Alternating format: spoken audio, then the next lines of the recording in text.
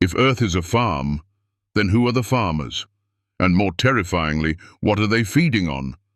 This isn't a question for science fiction writers or conspiracy theorists. It's the chilling theory of Salvador Freixedo, a former Jesuit priest and scholar, who warned us that the very soil we walk on is not a ground for growth, but a harvest of the soul. What if suffering isn't just a random flaw of the universe, but its very design? Imagine a world where your emotions, every tear, every scream, every passionate love, are not just part of your experience, but the product being harvested, consumed by forces unseen. Your beliefs, your trauma, your love, all distilled into invisible energy, feeding something beyond our comprehension.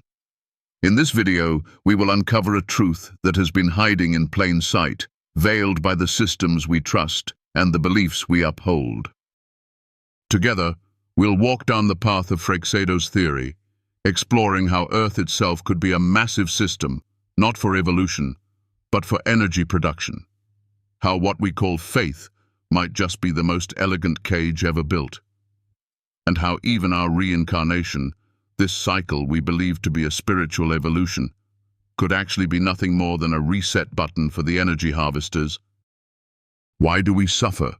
Why do we long for something greater? Could it be that we are feeding the very thing that keeps us in chains? In this video, we will peel back the layers of religious doctrine, Gnosticism, and even modern ideas like the Matrix and simulation theory, to reveal the truth that might shatter everything you've ever known. You'll see why our emotions, our deepest, most vulnerable states, might be the most valuable resource in the universe. So, let me ask you this.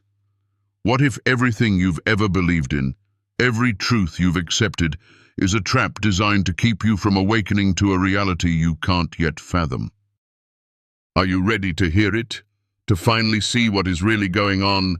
Stay with us. The rabbit hole goes deeper than you can imagine, like subscribe. And ask yourself, what if it's all true? Earth isn't what you think. It's a system. What if the Earth we know isn't just a place of growth, but a system designed to harvest something much deeper, more vital than we've ever been taught? We've been raised to believe that suffering is an accident, a side effect of life. But what if it's not? What if suffering in its deepest form is the point? What if the pain we feel, the loss, the heartache, the struggles we face every day are not mere accidents, but intentional, essential parts of a grand design? Salvador Freixedo, a former Jesuit priest, once proposed a theory that will shake you to the core. Earth is a farm, and we are the crops. The concept he called biopsychic yield suggests that human emotions, particularly those born from suffering, are being harvested as energy.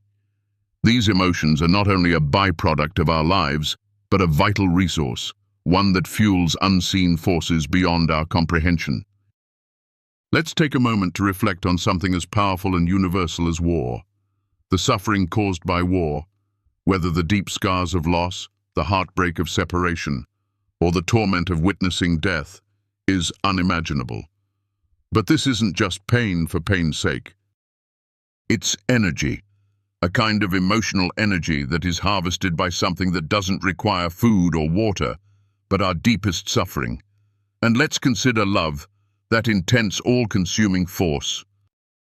You feel it in your chest, this overwhelming warmth, the joy that spreads from head to toe when you are with someone you love, the kind of love that makes your heart race. And yet, in some mysterious way, that feeling also seems to cost something. Perhaps it's not just a pure, free emotion, it too might feed something we can't see. This is not just theory. It's a reality that runs through the veins of our daily lives. The way we live, the systems we are born into, they are all designed to keep us engaged, to make us feel emotions, to make us produce energy. Energy that might not belong to us at all. The idea that reality itself is a factory of sorts, where emotions are extracted, distilled, and turned into something usable, is both liberating and terrifying. We are the workers, but we never asked for the job. We may not even realize we're working. Think about the moments when you are at your lowest, when life seems unbearable. Do you ever wonder who benefits from that pain? What if our suffering is part of a much bigger process? What if we are merely pawns, producing emotional energy for something beyond our control? That is the chilling truth of Freixedo's theory. But in this, there is also an opportunity. Once we realize the system, we gain a chance to step outside of it, to no longer be mere fuel, but to reclaim control of our own lives. The first step is awareness. And that awareness begins with questioning everything. What if the world, as we know it, is not a place of evolution, but a place where we are designed to harvest energy for others? What if the purpose of life isn't to grow in the ways we've been taught, through career, love, and comfort, but to exist as emotional creatures, used for something much more sinister? If this is true, then understanding how emotions are harvested and how we can break free from this system is the key to our liberation. It is through this knowledge that we move forward, taking control of the energy we once freely gave. It is time to awaken. The harvest is happening right now, but we don't have to be part of it anymore. The invisible architects, they don't need worship, only emotion. What if the gods we pray to aren't gods at all? What if they are something much darker, much more insidious? Creatures that do not need our worship, but simply our emotional energy. What if the forces that control us aren't celestial beings, but entities who feed on the very fabric of our being, thriving on the energy created by our pain, our joy, our fear, and our love? We've been conditioned to believe in deities, in higher powers that watch over us, protect us, and guide us. But what if these so-called gods are nothing more than predators, superior beings that feed on our emotions, manipulating us to produce exactly what they need? The concept of non-human intelligences, beings beyond human comprehension, is not new. Many ancient cultures spoke of gods, angels, or spirits that existed outside of our world. But what if these beings weren't here to save us? What if they were here to harvest us? Freixedo's theory suggests that these invisible architects are not interested in worship, but in the energy we generate through our emotional states. They are like parasites, subtly influencing us to feel extreme emotions, drawing power from our suffering, our desires, our hopes. And just as parasites manipulate their hosts to continue feeding, these entities manipulate us to keep us in a perpetual state of emotional turmoil, longing, and desire. Take, for example, the phenomenon of human sacrifice, which has been practiced in various forms across many ancient civilizations. From the Mayans to the Aztecs, from ancient Egypt to the temples of Greece, the belief in sacrificing life to appease the gods was widespread. But what if these rituals weren't just about appeasing gods? They were a form of offering emotional energy, a ritualized method of feeding these invisible architects who feed off human emotions. In modern times, we may no longer see human sacrifice as a necessary part of religious ritual, but we continue to give our emotional energy away in subtler ways.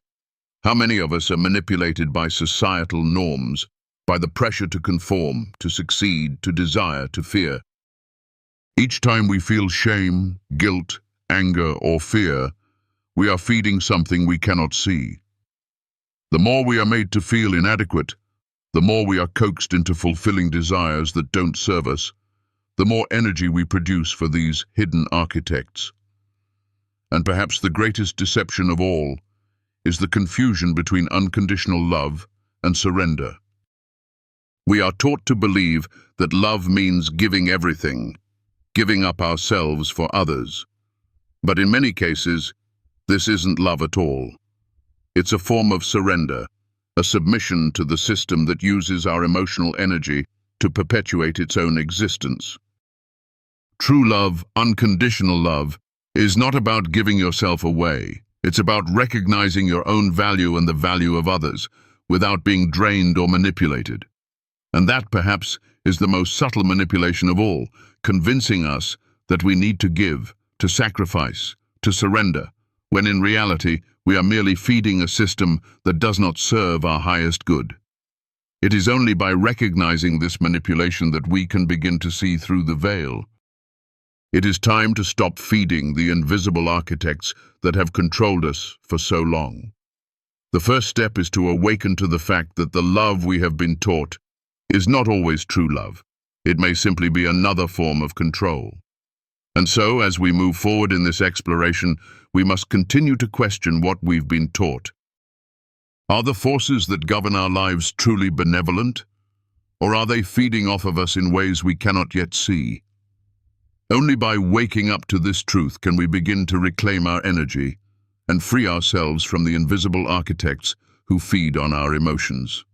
Religion, the most elegant cage ever built. Imagine the great temples of old, the golden altars, the prayers that rose like smoke from the lips of millions, an intricate system built not only for worship, but for control. The divine, they say, watches over us, guiding us, shaping our destinies. But what if that guiding hand isn't as benevolent as we think? What if, instead of leading us to freedom, it has been leading us into a cage so elegantly constructed that we can barely see the bars? Religion, in all its grandeur, is often hailed as the path to salvation. It promises peace, purpose, and understanding. But beneath the surface, could it be that religion has been used as a tool to control not just our actions, but our very thoughts and emotions? The symbols, the rituals, the prayers, they are not just acts of faith. They are contracts, silent agreements made deep within the subconscious, binding us to a system that takes more than it gives. Consider the simple act of prayer, something that millions perform every day, believing it is their connection to the divine. Yet for many, the prayers are not an expression of love or gratitude. They are pleas, cries of desperation, a way to ask for relief from suffering. What if these prayers are not merely petitions, but a form of emotional energy being offered up, unknowingly, to a system that thrives on our emotions? The moment we are made to feel desperate, the moment we are convinced that we need something outside ourselves for salvation, we begin feeding the system, giving away our energy. This is not a new concept. Look at the great religions, Christianity, Islam, Buddhism, each one built around the idea of salvation through suffering, through sacrifice, through belief. Whether it's the cross, the lotus, or the Kaaba, the symbolism remains the same. Suffering leads to redemption. But what if that suffering is the very thing that keeps us trapped? What if salvation is not about transcendence, but about breaking free from the cycle of suffering and emotional manipulation that these systems perpetuate? Take, for instance, the Buddhist concept of attachment. Buddhism teaches that suffering arises from our attachment to the material world, to our desires, to our very identities. But what if these teachings themselves are part of a larger system designed to keep us focused on the external world, on the idea that we must transcend this reality in order to find peace? What if this emphasis on transcendence is another way to keep us from realizing the true power within ourselves? In Christianity, the concept of sin and redemption often revolves around the idea of guilt. From an early age, we are taught to feel guilty for our actions, for our desires, for our very nature. This guilt keeps us in line, makes us question our worth, and forces us to seek external salvation. But what if that guilt is not a natural byproduct of our actions, but a tool used to manipulate us, to keep us dependent on a higher power, to keep us feeding the system?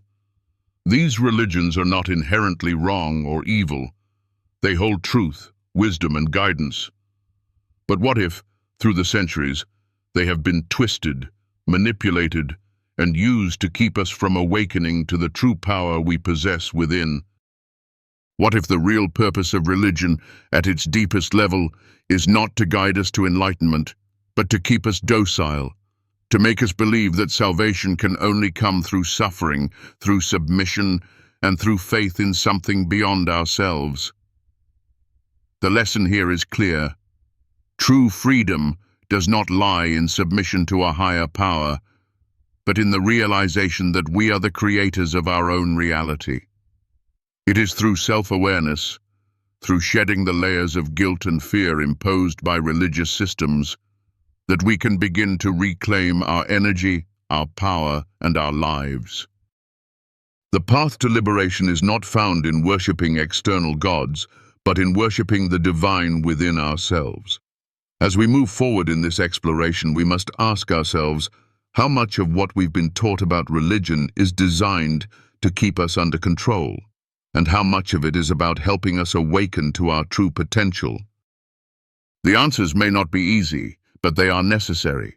And as we begin to see the truth, we can break free from the cage that religion has built around us and step into the full power of our own being. Reincarnation, the reset button of the farm. What if reincarnation, the cycle of birth and rebirth that has been the cornerstone of many spiritual traditions, is not the key to spiritual evolution, but simply a reset button to keep us trapped in the system? For millennia, we've been taught that reincarnation is a process of soul growth, that with each life, we transcend our limitations, our karma, and move closer to enlightenment. But what if this cycle is not about spiritual evolution at all? What if it's a containment system, a way to keep us from ever truly breaking free? Freixedo's theory suggests that reincarnation is not the divine process we've been led to believe, but a mechanism designed to trap us in a perpetual loop. Imagine a system so sophisticated, so intricate, that it not only controls our lives in this world, but also dictates our fate in the next. Each time we die, we are not liberated. We are reset, sent back into the system to begin anew, to start over. But we never truly escape. Our memories are wiped clean, our awareness dulled, and we are sent back to continue the cycle, producing emotional energy once again. This idea is not entirely foreign. Look at the experiences of those who have undergone near-death experiences, NDEs. Many describe encounters with bright lights, with beings of light who offer comfort and guidance. But what if those beings are not guiding us to the afterlife, but simply resetting us back into the system? The love and warmth that many experience in these encounters may not be divine. It may be a tool used to calm us, to make us feel safe as we are prepared for our next life, our next cycle of emotional energy production. In the Hindu and New Age traditions, reincarnation is often seen as a path to enlightenment. But what if this path is not leading us to spiritual freedom, but to a perpetual state of servitude, where we are used as emotional fuel for a system that benefits from our suffering and longing? The very idea that we are born again and again without memory of our past lives keeps us from realizing the truth, that we are eternal, that we are already whole, that we do not need to go through endless cycles of suffering to evolve. The phenomenon of near-death experiences, NDEs, often features a light at the end of the tunnel, with many individuals reporting feelings of peace and unconditional love. But what if that light is not a doorway to heaven? It is the exit ramp back to the farm, the reset button that sends us back to the emotional cycle we are meant to feed. What if the love we feel in those moments is not divine love, but simply part of the system designed to keep us pacified, to ensure that we continue to return, life after life, to produce more energy? The lesson here is one of awakening. Reincarnation may not be a path to enlightenment. It may be the very system that keeps us trapped. The true path to liberation comes not from accepting the cycle, but from breaking free from it. By recognizing the trap for what it is, we can begin to awaken to the truth that we are not meant to be eternal prisoners in a cycle of rebirth. We are meant to be free. As we move forward in this exploration, we must ask ourselves, what if reincarnation is not the divine process we've been led to believe? What if it is simply the reset button, the tool that keeps us from awakening to our true power? The answers may be unsettling, but they are necessary for our liberation.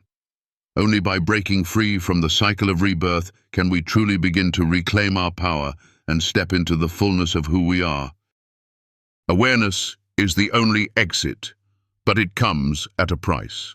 What if the key to breaking free from the system, to escaping the endless cycles of suffering and rebirth, is not in fighting the system, but in stepping outside of it, quietly, calmly, without resistance?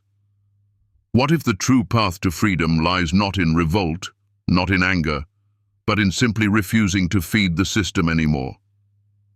This is the concept of neutral lucidity, an awareness that does not react, does not submit, but simply observes. In the same way a person who stands outside a storm remains dry, those who step into neutral lucidity see the chaos of the world without being swept up in it. They watch the system operate, but they do not participate. They feel the pull of emotions, the pain, the joy, the rage, but they no longer react. They no longer feed the system. The hardest part of this awakening is the realization that, to be truly free, we must stop resisting the system. The more we fight against it, the more energy we feed it. Anger, frustration, even righteous indignation, these are all forms of emotional energy that the system thrives on. The system doesn't care whether you're angry or happy. As long as you are emotionally invested, you are still feeding it. Imagine a river that carries all sorts of debris, branches, leaves, stones, flowing towards a great waterfall. Every time you react emotionally, you add more debris to that river. The more debris, the faster the current, the harder it is to escape. The way out of this current is not to swim against it, but to step out of it entirely. When you realize that you are not the river, not the current, but the one observing, then you begin to understand the true power of awareness. This concept is not new. It is present in many ancient spiritual practices. In Buddhism, it is known as mindfulness. But there's a crucial distinction.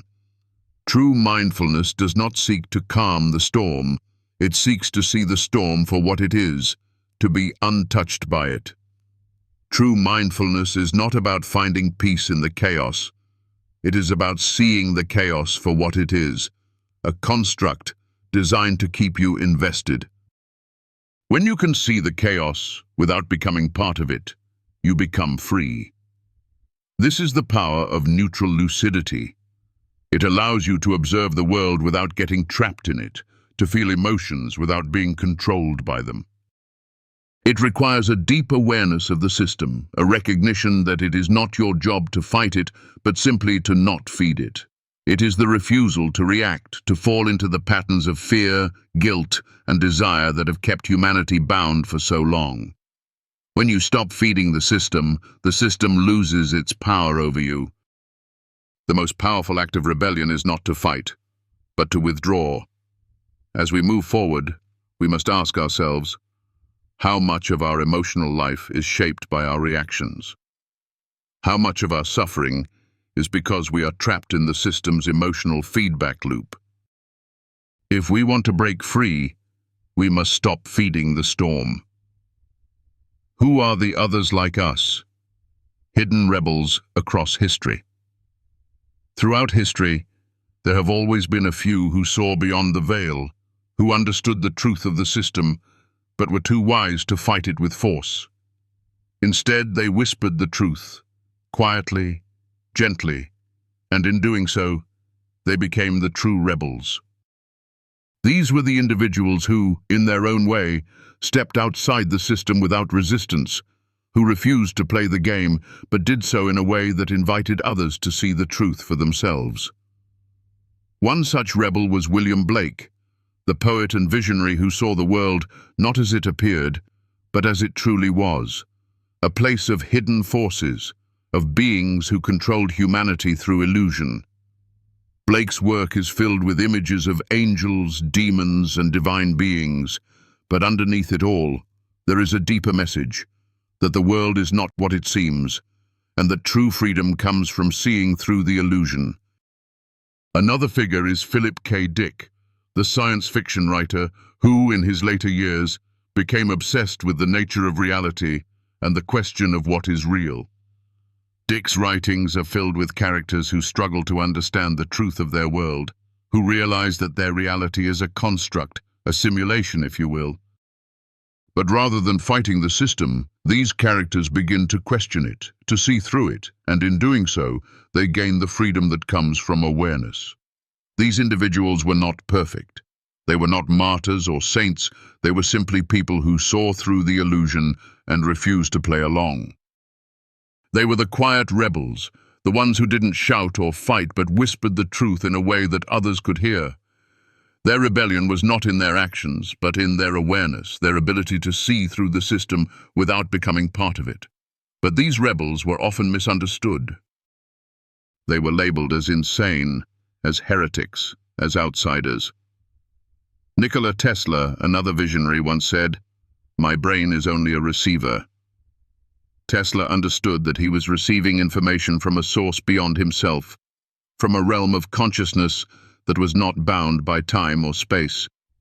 And yet, because of his awareness, he was seen as mad, eccentric, and beyond the grasp of ordinary people. The lesson here is powerful.